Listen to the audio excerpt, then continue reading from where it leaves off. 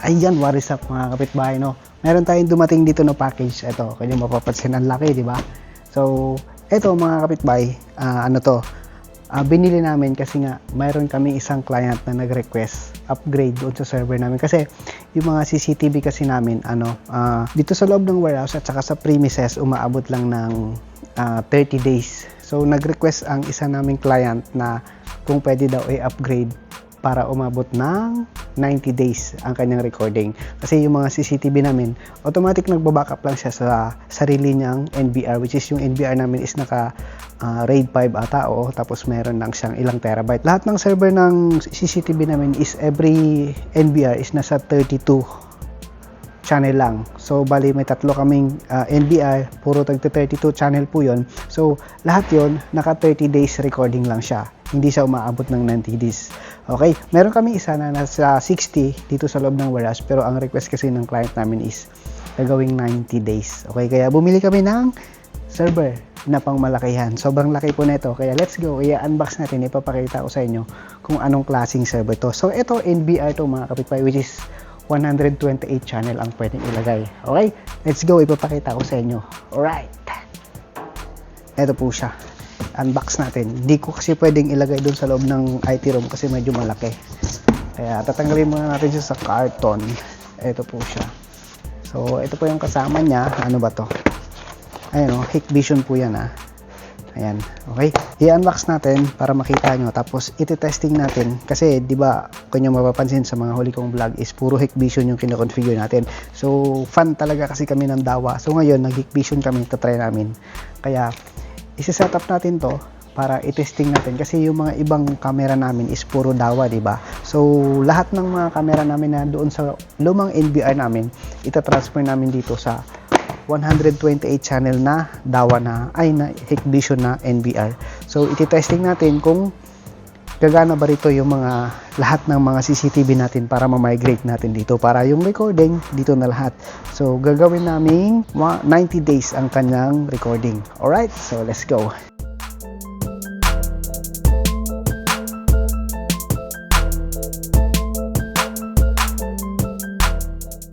Ayan, so ito na siya mga kapitbahay. Kung nyo papansin, napaka-pogi, di ba? Ayan napaka-pogi. So ganito po siya, meron siyang indicator dito sa gilid. Ayan, ayan, may power, ready, transfer, receive. Ayan, may indicator po siya dyan. Tapos dito yung mga indicator niya kasi bali 24 hard drive na hot swappable ang pwede mong ilagay rito. Okay, so ano nga ba yun? Kung nyo mapapansin mga kapitbahay, may susian siya, di ba? Kapag binuksan mo yan, ayan, so yan po yung harap niya.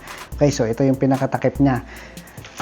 Ano po yan, 24 hot swappable. So kahit umaandar, pwede mong bunutin. Ayan, 2.5 HDD.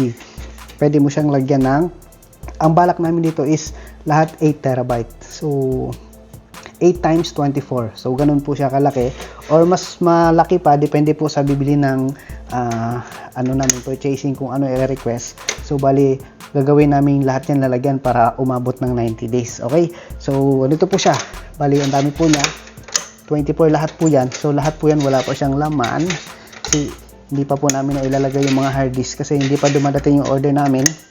So pag dumating, i-install natin, automatic yun, magre-recording na po agad yun. Okay, so ganyan po yung mukha niya. So rack mountable po siya, pero masyadong mabigat kapag nilagyan mo ito ng maraming hard drive. So siguro lalagyan namin ng patungan doon sa rack namin sa pay tornilyo. Yan, yung sleeve shelf ba yun? Yan, bibilhan namin. Yan, so tatakpan muna natin. So napakaganda po, napaka-pogi. Yan po siya.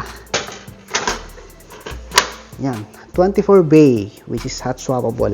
Tapos may dalawa pong exhaust fan dito. Okay, tapos ito po yung likod niya. Ito po yung sinasabi ko na dalawang power supply. Hot swappable din po yan. Yan Yan, redundant po ya. Pwede mong gamitin kahit isa lang muna isaksak mo. Pwedeng gamitin mo na rin dalawa. Pwede nasa sa inyo yun. Pero alam po kapag hindi mo nilagay yung isa, mag-alarm to Pero alam po pwede rin i-disable. Kung gusto mo makatipid, kahit standby mo lang muna yung isa, yan, hindi mo na ilalagay. Pero alam ko mag-a-alarm yan parang server kapag sira yung isa, mag-a-alarm. Okay? So, ayan. Dalawa po yung kanyang hot swappable power supply. Tapos, meron po siya ditong 4 gig na LAN. Ayan, 4 gig. So, ito mga kapitbahay, kung nyo mapapansin, di ba mayroon siyang ganyan. So, itong isang board na to is 128 channel to. So, kung gusto mo nadagdagan pa, pwede ka bumili ng isang ganito pa. Tapos, ilalagay mo lang siya dito. Yan. Idadagdag mo lang. Parang ano to eh. Parang card. Hot swappable motherboard card. So, ayan. Pwede ka magdagdag. Ayan. Kung nyo mapapansin, may slot. So, sa slot 1, may nakalagay na po siya. So, ito ata yung 128 channel. Tapos, naka 4 gig po siya. So, 128 CCTV, pwedeng kayang-kaya na po niya ibato yan kasi dahil nga 4 gig. So i-combine mo lang to, pwede yan. O i-combine mo yung dalawa, tapos ito, yung dalawa, combine mo para magiging redundant po siya. Para pag nasira tong dalawa, meron pa rin. So pwede. Tapos HDMI. Tapos meron siya ditong SATA. Yan, no? eSATA. Pwede ka maglagay ng external na bay, which is yung pandagdag sa storage niya. Kumari, kulang yung storage nito, pwede ka pa magdagdag ng isang bay para magkaroon siya ng additional na storage. Okay? So, ganyan po yung likod niya. Bubuksan natin yung harap. Ayan. So, tinanggal na natin yung tornilyo. Bubuksan na natin. Okay. So, ayan po yung loob niya. So, napakaganda po ng loob niya. Hindi ko na muna tatanggalin to. Tsaka naka-ECC memory po siya. So, bali yung memory po niya is dalawang 4 gig na ECC memory. Okay? Tapos, ayan po yung ano niya, pinaka CPU fan. Tapos, ayan po yung pinaka motherboard niya. So, basic, ayan. Tapos, ito yung kanyang mga hard drive slot. Which is dito yan. Dito yan sa harap. Okay? So, yan lang naman. Tapos, naka-ano po siya. M.2 yung kanyang pinaka storage yung OS niya. NVMe ba yan o SATA? SATA po ata. Oo, yan. Tapos, yan lang naman. Normal motherboard lang. Tapos, meron siyang SAS controller. Ayan. Ayan, para sa mga hard drive. Tapos, yan lang. Tapos, yung basic exhaust fan niya is nandun lang sa dulo. Walang exhaust fan dito sa ano eh, no? Dito sa mga hard drive. Wala ba? Oo, wala. Pwede mo atang dagdagan. Pero, no need naman siguro kasi aircon naman. Ayan. So, yan lang po yung kanyang loob. Ayan, naka 4 gig ECC memory. Kasi yan sa likod. 4 gig din yung kanyang LAN port. So, hot swappable power supply. Okay? So, ayan. So, hintayin na lang natin. Bukas, next vlog, ipa-power on natin to.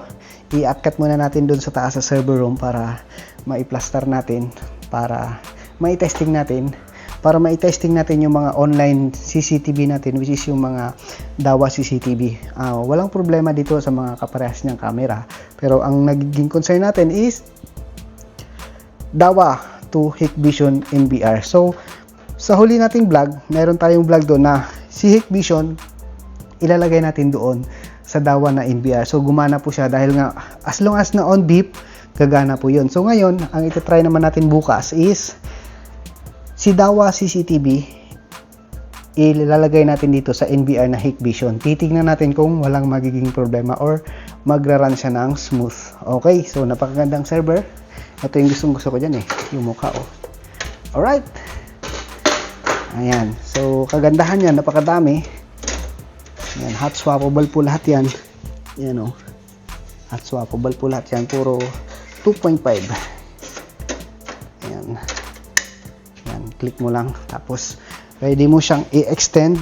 Pwede mo siyang gamitan ng external na hard disk bay para magdadagdag ka ng ng panibagong storage. Okay, so that is our video for today. So sana mayroon na naman kayong na-enjoy nyo yung ating video for today. So naipasok na natin, na-unbox na natin. So ready to na, kasi naka-setup na. Kasi kapag bumili ka ng ganyang server, minsan hindi pa yan naka-setup eh. So ito binili na namin na naka-setup na. Okay, so ayan na siya. So ready to power na siya. So bukas, i-quick power on natin siya. So ngayon, iakat muna natin. Maghahanap lang ako ng utility sa labas para may akat namin mamaya sa taas kasi napakabigat po niya. Ayan. Akit natin sa taas, tapos sasarado muna natin. Sana yung takip. Sarado muna natin para bukas iakyat na lang natin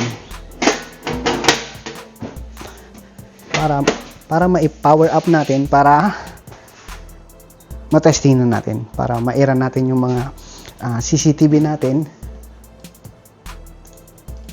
which is yan yung mga yan. So bali dalawang monitor yan, sira lang yung remote nito, so bali tatlo yan. So yung dalawa na yan na CCTV na tag 32 channel yan, kung yung papansin, 32 po yan.